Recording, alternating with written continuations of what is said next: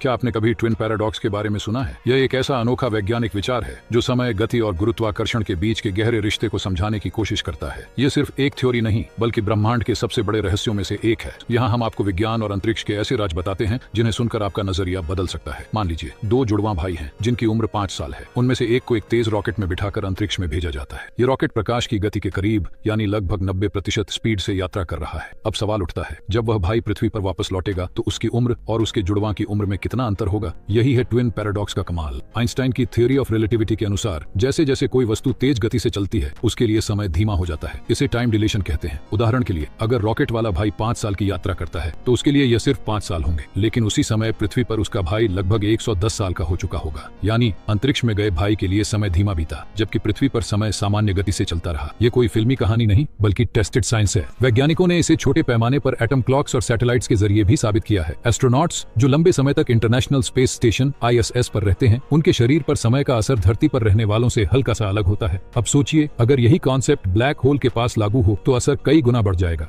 Black hole का गुरुत्वाकर्षण इतना ज्यादा है कि उसके पास समय लगभग रुक जाता है। अगर कोई ब्लैक होल के पास कुछ घंटे बिताए तो बाहर की दुनिया में सालों का समय बीत सकता है। यही साबित करता है कि समय हमारी सोच से कहीं ज्यादा लचीला है। फिलहाल हमारी टेक्नोलॉजी प्रकाश की गति तक पहुंचने में सक्षम नहीं है, लेकिन वैज्ञानिक लगातार इस दिशा में काम कर रहे हैं। अगर यह संभव हो गया तो समय यात्रा सिर्फ किताबों और फिल्मों की कल्पना नहीं रहेगी, बल्कि हकीकत बन जाएगी। ट्विन पैराडॉक्स हमें यह सिखाता है कि समय सीधी रेखा नहीं है, यह बदल भी सकता है, मुड़ भी सकता है और आपकी गति और गुरुत्वाकर्षण पर निर्भर भी करता है। तो क्या आप भविष्य की झलक देखना चाहेंगे? अगर आपको यह जानकारी पसंद आई तो वीडियो को लाइक करें, शेयर करें और कमेंट में बताएं कि आपको ट्विन पैराडॉक्स कैसा लगा।